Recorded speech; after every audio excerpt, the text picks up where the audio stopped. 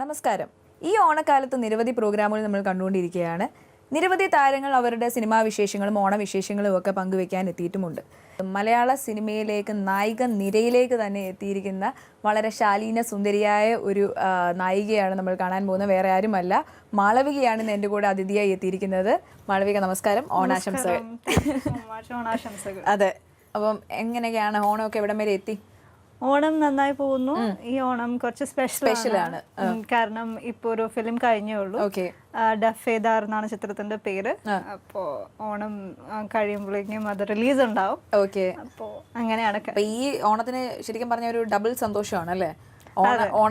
ഓണാഘോഷം plus cinema release ആവുന്ന Onam time തന്നെയാണോ റിലീസും, അതോ ഓണം കഴിഞ്ഞ് നെക്സ്റ്റ് മന്ത് തന്നെ ഉണ്ടാവും? ഓക്കെ. അപ്പൊ ഓണാഘോഷങ്ങളൊക്കെ എവിടം വരെയായി? ഓണാഘോഷം എന്ന് വെച്ച് കഴിഞ്ഞാൽ എൻ്റെ അച്ഛൻ ചെന്നൈയിലാണ്, ഏട്ടൻ US പഠിക്കുകയാണ്.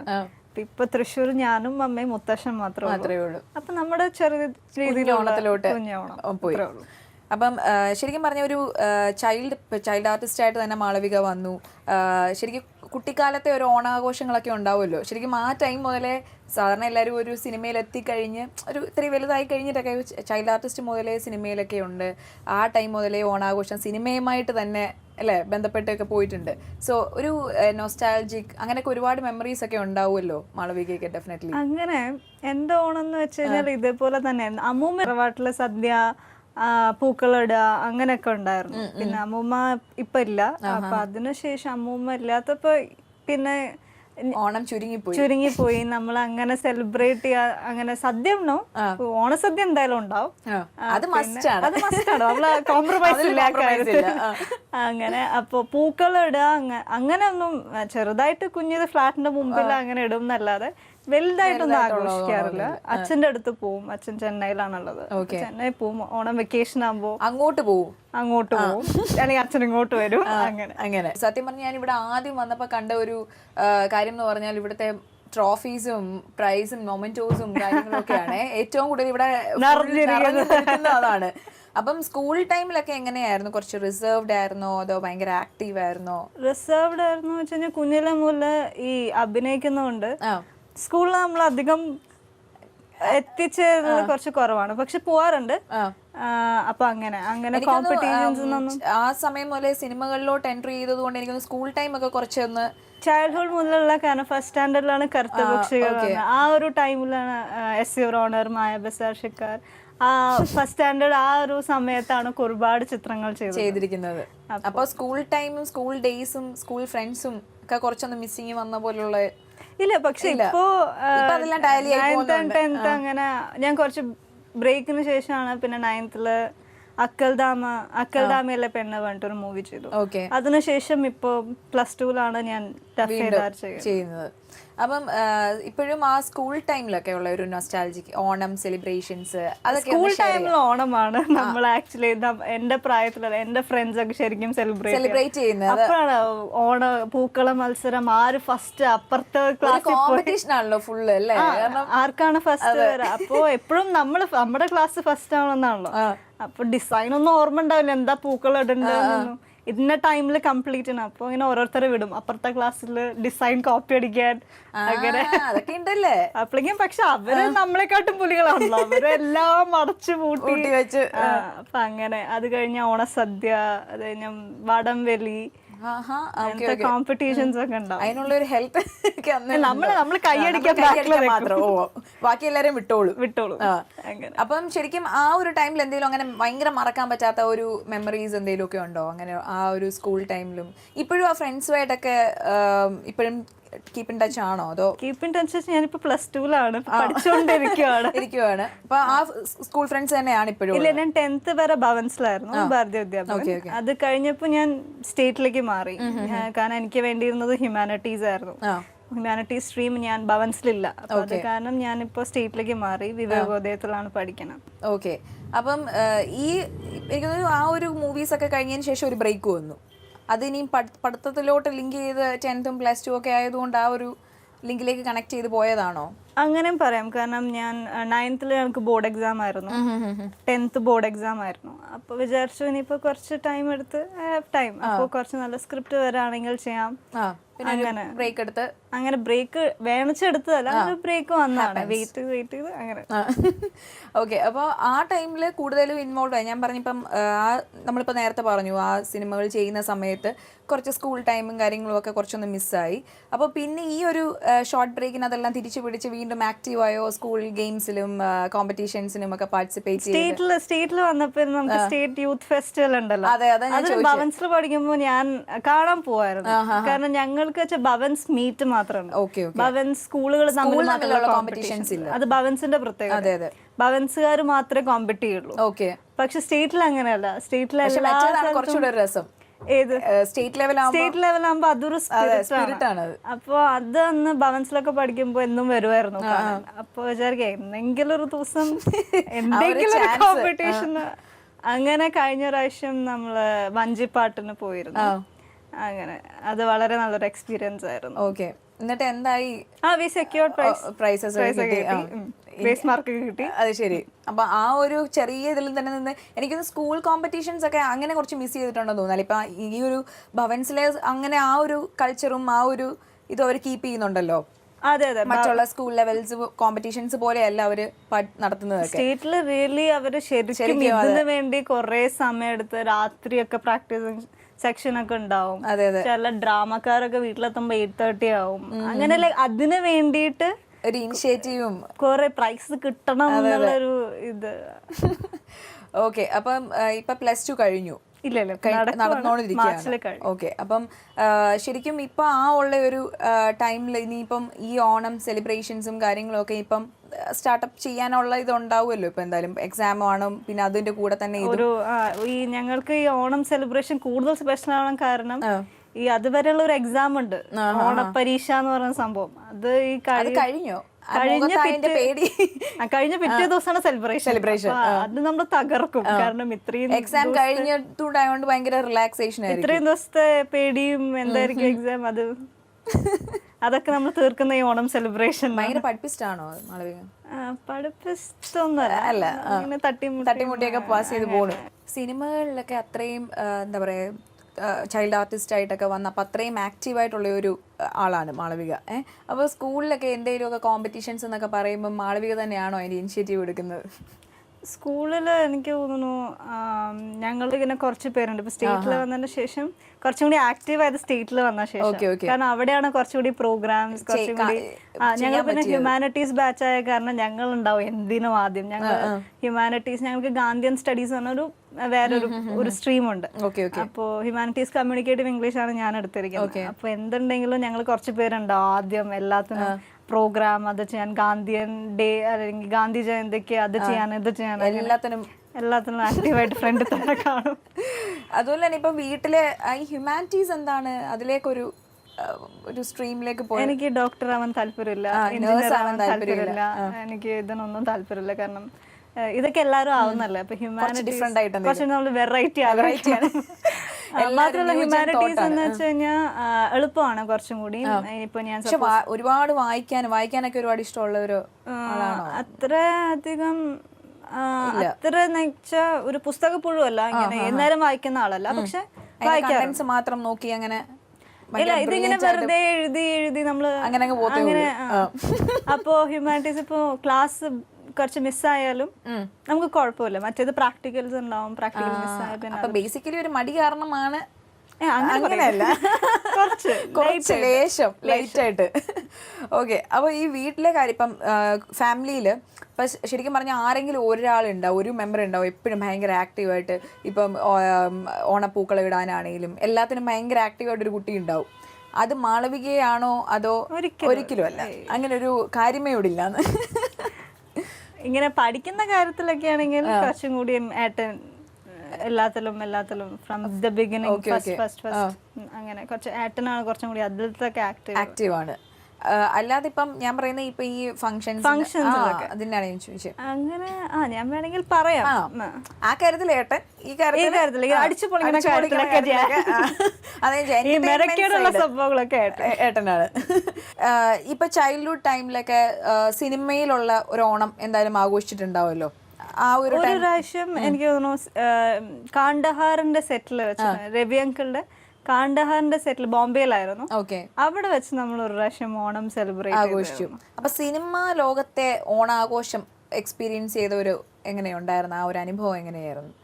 അതും എന്താ പറയാ, നമ്മള് അതും റെഡിമെയ്ഡ് സെറ്റപ്പ് ആണോ? അല്ല, അത് നമ്മൾ സദ്യ ഒക്കെ ഉണ്ടാവും. പിന്നെ അന്ന് കുറെ ചാനൽസും ഒക്കെ വരും കവറേജ്. അന്ന് പിന്നെ ബോംബെയിലാണ് അന്നത്തെ ഓണം. ഓക്കെ, അപ്പൊ ആ ഒരു സ്പെഷ്യാലിറ്റി എന്തായാലും ഉണ്ടാവും. അങ്ങനെ വളരെ നല്ലൊരു ഓണമായിരുന്നു. ഓക്കെ. അതുപോലെ തന്നെ ഇപ്പം ഡ്രസ്സിന്റെ കാര്യം, ഇപ്പം ഓണക്കോടി എടുക്കുന്ന കാര്യത്തിലൊക്കെ ആണെങ്കിലും എല്ലാവരും ഭയങ്കര, അതെനിക്ക് തോന്നുന്നു അതിന് ഒരു കൾച്ചർ ഡിഫറൻസും ഇല്ല. അന്നും ഇന്നും എല്ലാരും ഒരേപോലെ ആഘോഷിക്കുന്ന ഒരു സദ്യ, ഓണക്കോടി, അതൊക്കെ മാറ്റങ്ങളില്ലാത്തൊരു സംഭവം. അപ്പൊ ശരിക്കും അത് എങ്ങനെയാണ് ഓണക്കോടി എടുക്കുന്ന കാര്യത്തിൽ ഭയങ്കര എല്ലാവരും ഒരുമിച്ച് പോയി അങ്ങനെയൊക്കെയാണോ, അതോ ചുമ്മാതെ ഇപ്പോഴും ആ ഒരു നമ്മുടെ ട്രെൻഡൊക്കെ മാറി ആ ഒരു കൾച്ചർ തന്നെയാണോ? ഇല്ല, ഓണത്തിന് നമ്മളെല്ലാവരും അതിനൊരു കോംപ്രമൈസും ഇല്ല. ആരും വിട്ടുപിടിക്കാൻ പറ്റില്ലല്ലോ. എനിക്ക് എന്നും ഓണക്കൊടി എടുക്കലാണ് എങ്കിൽ പോലും ഓണമാണ്, അപ്പൊ സ്പെഷ്യലായിട്ട് അങ്ങനെ അത് രസമുള്ള പരിപാടിയാണ്. ഇനിയും നമുക്ക് പ്രധാനപ്പെട്ട ഒരു ഇതിലേക്ക് വരാം. വിഷയം എന്തായിരിക്കും? സിനിമ ഓഫ് കോഴ്സ് സിനിമയുണ്ട്. അതുകൂടാതെ നമ്മൾ ഇപ്പം സദ്യ എന്നൊക്കെ പറഞ്ഞപ്പോ കണ്ണിലെ ബ്രൈറ്റ്നെസ് അപ്പൊ സദ്യയുടെ കാര്യം പറയുകയാണെങ്കിൽ ഇപ്പം മാളവിക ഇപ്പൊ കുക്കിംഗ് ഒക്കെ അറിയാൻ ചാൻസ് ഉണ്ടാവില്ലായിരിക്കും അല്ലേ? ചോദിക്കേണ്ട കാര്യമില്ല. എങ്കിലും എവിടെങ്കിലും എപ്പോഴെങ്കിലും ഒരു അറ്റംപ്റ്റ് നടത്തിയിട്ടുണ്ടോ കുക്ക് ചെയ്യാൻ? അമ്മ ആ ഭാഗത്തോട്ട് അടുപ്പിക്കില്ല. സത്യം മോളെ, നീ ഒന്നും ചെയ്യണ്ട, നീ അവിടെ പോയിരുന്നു. അമ്മക്ക് ഇനിയും ആ കിച്ചൺ ഉപയോഗിക്കാനുള്ളതാണ്, അവർക്ക് കുറെ നാളോട് ജീവിക്കാനുള്ളതാണ്. കറക്റ്റ്, അതാണ് സേം ഡയലോഗ് അമ്മ പറയാറുണ്ട്. ഉണ്ട്, തീർച്ചയായിട്ടും. ഞാൻ എങ്ങനെ അറിഞ്ഞെന്നല്ലേ അവിടെ അമ്മയും പറയാറുണ്ടോ? തിരിച്ചുള്ള മെസ്സേജ് അല്ല ഇങ്ങോട്ട് വരുന്നല്ലേ. അതാണ്, അല്ല നമ്മുടെ പ്രായത്തിൽ എല്ലാവർക്കും തോന്നുന്ന ഒരു, എല്ലാ അമ്മമാരും പറയുന്ന ഡയലോഗാണ് ഇത്. വരികയെ ചെയ്യരുന്നുള്ളൂ അല്ലേ? അപ്പൊ എപ്പോഴും ഒരു ആഗ്രഹം തോന്നിയിട്ടുണ്ടോ, ഷോ നിന്ന് പരീക്ഷിച്ച് നോക്കിയാലോ എന്നൊക്കെ? അങ്ങനെ തോന്നിയിട്ടില്ല, തിന്നാൻ തോന്നാറുണ്ട്. പക്ഷെ എനിക്ക് ആരെങ്കിലും വേണം, ഞാൻ ഉണ്ടാക്കിയ സംഭവം കഴിക്കാൻ ആരെങ്കിലും, അതിനാരും തയ്യാറാകുന്നില്ല. ഇന്ന് എന്തായാലും ഞാൻ പറഞ്ഞു പോകുന്നുണ്ട്, ഈ ഓണത്തിന് ഒന്ന് പരീക്ഷിപ്പിക്കണം എന്തെങ്കിലും ഒന്ന്, ഒരു പായസം ട്രൈ ചെയ്യാൻ തീരുമാനിച്ചിട്ടുണ്ട് ഈ ഓണത്തിന്. എന്താവോ അല്ലെ, മനസ്സിലൊരു ഡിഷ് ഉണ്ടാവുമല്ലോ, എന്തെങ്കിലും ഒന്ന് ഉണ്ടാക്കണം, ഓണത്തിനൊന്ന് പരീക്ഷിച്ചാൽ കൊള്ളാം എന്നൊക്കെയുള്ള ഒരു പായസമാവാം ചിലപ്പം. പായസം തന്നെയാണ്. മധുരത്തിനോടൊക്കെ ഭയങ്കര മധുരം ഇഷ്ടമാണ്, പക്ഷെ അങ്ങനെ വലുതായിട്ട് ഇങ്ങനെ ഭയങ്കര മധുരം ഇഷ്ടമല്ല. ശരിക്കും മാളവിക ആസ് എ പേഴ്സൺ എങ്ങനെയാണ്? ഞാൻ ഇപ്പൊ മനസ്സിലായില്ലേ ഏകദേശം? ഭയങ്കര ഫ്രണ്ട്ലി ആണ്, ഭയങ്കര ടോക്കറ്റീവ് ആണ്, അങ്ങനെ സ്മാർട്ട് ആണ്, കുറച്ച് റിസർവ്ഡ് ആണ്. എന്നുവെച്ചാൽ പരിചയപ്പെട്ട് വരാൻ കുറച്ച് ടൈം എടുക്കും, കുറച്ച് മനസ്സിലാക്കാൻ കുറച്ച് ടൈം എടുക്കും. ആ ഒരു ഗ്യാപ്പ് ഉണ്ടാവും. മനസ്സിലാക്കി കഴിഞ്ഞാൽ ശരിക്കും ഒരു മലയാളം മൂവി ഒരു 2-3 മൂവീസ് ഒക്കെ ആയി കഴിഞ്ഞാൽ ഇപ്പോഴത്തെ ഒരു ട്രെൻഡ് അനുസരിച്ച് പിന്നെ ഈ ശാലീന സുന്ദരി, തമിഴ് ഇൻഡസ്ട്രി, തെലുങ്ക് ഇൻഡസ്ട്രി അങ്ങനെയൊക്കെയാണ് പോകുന്നത് നമ്മൾ കാണുന്നത്. സോ ഇനി മാളവികയെ കുറച്ച് നാളൊക്കെ കഴിയുമ്പോൾ ഇനി നമുക്ക് തമിഴ് ഇൻഡസ്ട്രിയിലും തെലുങ്ക് ഇൻഡസ്ട്രിയിലും ഒക്കെ കാണാൻ സാധിക്കുമോ? നല്ല സ്ക്രിപ്റ്റ് വന്നതിന്, കാരണം അവിടെയും നല്ല ഡയറക്ടേഴ്സ് ഉണ്ട്, നല്ല സ്ക്രിപ്റ്റ് ഉണ്ട്, നല്ല നല്ല സിനിമകളുണ്ട്. അപ്പോൾ തീർച്ചയായിട്ടും നല്ല സ്ക്രിപ്റ്റ് വരാണെങ്കിൽ എന്തായാലും ഡെഫിനറ്റ്ലി ചെയ്യുമായിരിക്കും. ഞാൻ അതിനെപ്പറ്റി ഇപ്പോൾ ഡീറ്റെയിൽ ആയിട്ട് ചിന്തിച്ചിട്ടില്ല, ബട്ട് അറിയില്ല. സാധാരണ ഓണത്തിനൊക്കെ ഭയങ്കര ഒരുപാട് കളികൾ നമ്മൾ പ്ലാൻ ചെയ്യാറുണ്ട് അല്ലേ? പക്ഷേ ഈ പ്രാവശ്യം ഓണത്തിന് നമ്മൾ വളരെ ഡിഫറെൻ്റ് ആയിട്ടാണ് ഒരു റാപ്പിഡ് സെഗ്മെൻറ്റ് പോലെയൊക്കെ നമ്മൾ പ്ലാൻ ചെയ്യുന്നുണ്ട്. സോ നമുക്ക് റാപ്പിഡിലേക്ക് പോയാലോ? അപ്പോൾ നമുക്ക് ആദ്യത്തെ ചോദ്യത്തിലേക്ക് പോവാം അല്ലേ? ചോദ്യമല്ല, ഭയങ്കര നോർമൽ ഒരു ചാറ്റ് നമ്മൾ തമ്മിലുള്ള അല്ലേ? മാവേലി ഇപ്പൊ ഓണത്തിന് എന്തായാലും കേരളത്തിൽ വരുമല്ലോ അല്ലേ? വരും. അപ്പം മാളവികയുടെ വീട്ടിൽ വരുമോ മാളവികയെ കാണാനായിട്ട്? അപ്പം മാവേലി അന്ന് മാളവികയെ മീറ്റ് ചെയ്യുമ്പോൾ ഒരു സൂപ്പർ നാച്ചുറൽ പവർ മാളവികയ്ക്ക് തരികയാണ്. എന്നിട്ട് പറയാണ് 3 സ്ഥലങ്ങൾ എവിടെ വേണമെങ്കിലും പോയിട്ട് വരാം. ഏതായിരിക്കും 3 സ്ഥലങ്ങൾ ചൂസ് ചെയ്യുന്നത്? US. ഓക്കെ, ചേട്ടൻ എവിടെയാണെന്ന് തോന്നുന്നത്?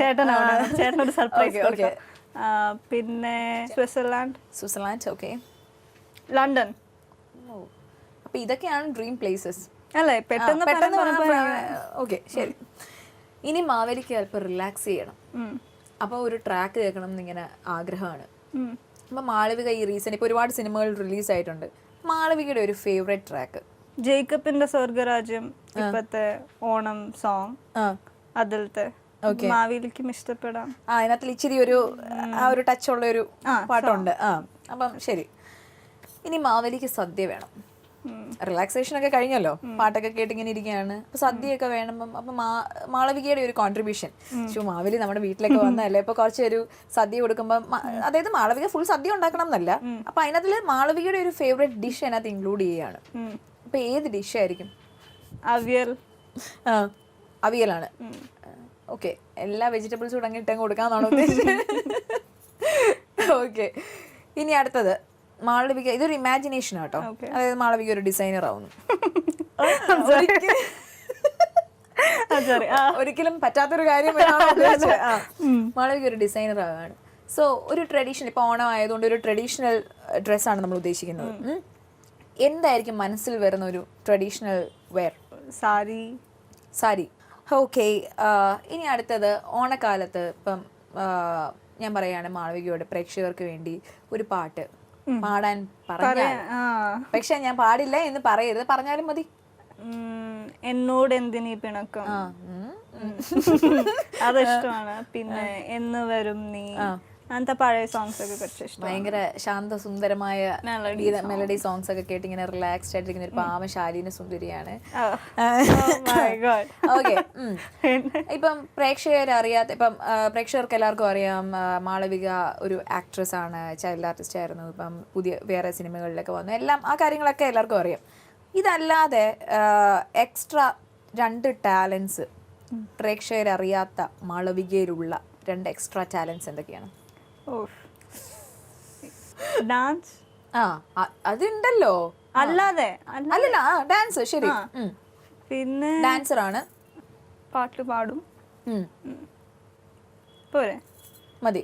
പിന്നെ അത്യാവശ്യം പിന്നെ കുറച്ചൊക്കെ എക്സ്ട്രാ 2 ടാലൻസ് കൂടുതൽ വരയ്ക്കുന്നൊക്കെ ഉണ്ട്. ഓക്കെ, അപ്പൊ ഞാൻ പറഞ്ഞ മുമ്പ് ആ ഡിസൈനറുടെ ഒരു സ്കോപ്പ് ഒക്കെ കാണുന്നുണ്ട് കേട്ടോ. ലൈറ്റ് ആയിട്ട് ഡിസൈനർക്ക് ഭയങ്കര വരയ്ക്കുന്നുണ്ട്, പിന്നെ ഭയങ്കരമായിട്ട് വരയ്ക്കും.